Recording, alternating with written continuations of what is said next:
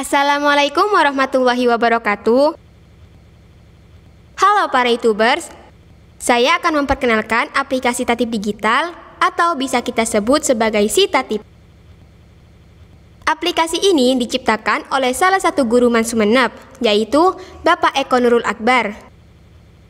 Menu dari aplikasi ini diantaranya ada setup data, data siswa, database Tatip, laporan Tatip, cetak laporan, rekom OTT HP, rekom sanksi asusila, dan rekom sanksi narkoba. Sekarang kita mulai dari setup data. Setup data ini berisikan identitas sekolah. Jadi, data-data di sini diisikan secara otomatis untuk ditampilkan pada sheet-sheet selanjutnya. Selanjutnya, kita masuk pada data siswa. Data siswa ini berisikan data siswa-siswa yang masih aktif di satu sekolah. Fungsi dari cek data ini yaitu untuk mencari nomor induk siswa yang melanggar peraturan sekolah, namun ia tidak membawa kartu pelajar.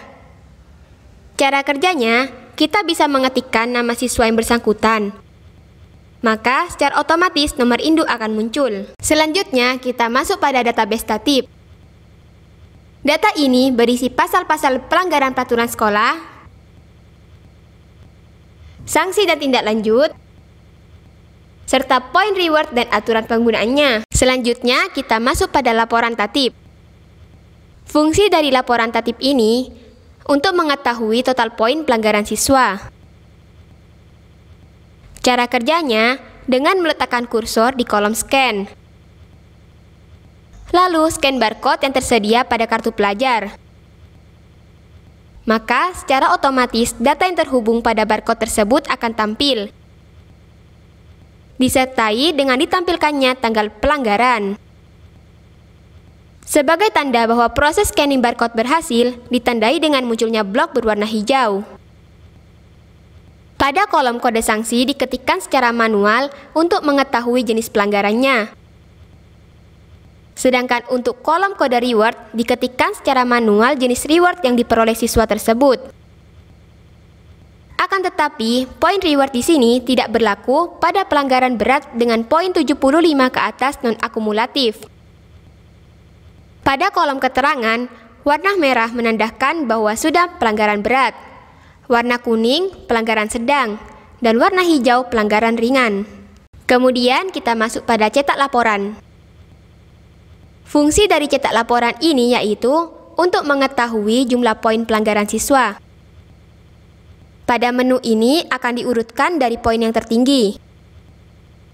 Untuk sanksi dan tindak lanjutnya akan menyesuaikan dengan peraturan sekolah yang sudah ada di database Tatip. Untuk tanda tangan waka kesiswaan, koordinator tim Tatip, dan kepala sekolah bisa diubah pada menu setup data yang sudah dijelaskan di awal. Selanjutnya kita masuk pada rekom OTT HP. Surat rekomendasi hasil razia HP akan berisi data siswa yang membawa HP ke sekolah pada saat jam efektif. Cara kerjanya, sebelum masuk ke menu rekom OTT HP, terlebih dahulu menginput data siswa dan kode sanksi pada menu laporan dengan kode OTT 1. Siswa yang terkena razia secara otomatis akan diberikan surat pemanggilan orang tua yang berjarak 2 minggu sejak tanggal razia dilakukan. Dan apabila terkena razia untuk kedua kali dan seterusnya, akan ada penambahan masa pemanggilan orang tua selama 2 minggu.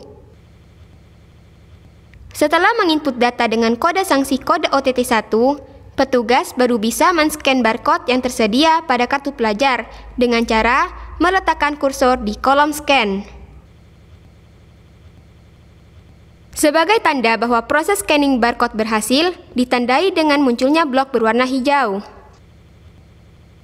Setelah itu, maka data yang terhubung pada barcode tersebut akan tampil disertai dengan tanggal razia, tanggal pemanggilan orang tua, serta tanggal pengambilan HP. Setelah itu, petugas mengetikkan secara manual merek HP dari pelanggar dan memilih keterangan. Dari hasil pemeriksaan HP tersebut akan disimpulkan apakah terdapat konten tidak senonoh atau aman. Jika terdapat konten tidak senonoh, maka data pelanggar tersebut dimasukkan pada menu laporan sesuai dengan pelanggaran terkait konten tidak senonoh. Untuk tanda tangan waka kesiswaan, koordinator tim tatip, dan kepala sekolah bisa diubah pada menu setup data yang sudah dijelaskan di awal. Selanjutnya, kita masuk pada rekom sanksi asusila. Pada menu ini, petugas meletakkan kursornya pada kolom berwarna hijau. Lalu, scan barcode yang tersedia pada kartu pelajar. Maka, data yang terhubung pada barcode secara otomatis akan tampil. Kemudian, petugas menjelaskan deskripsi kasus pelanggaran asusila pada kolom yang tersedia.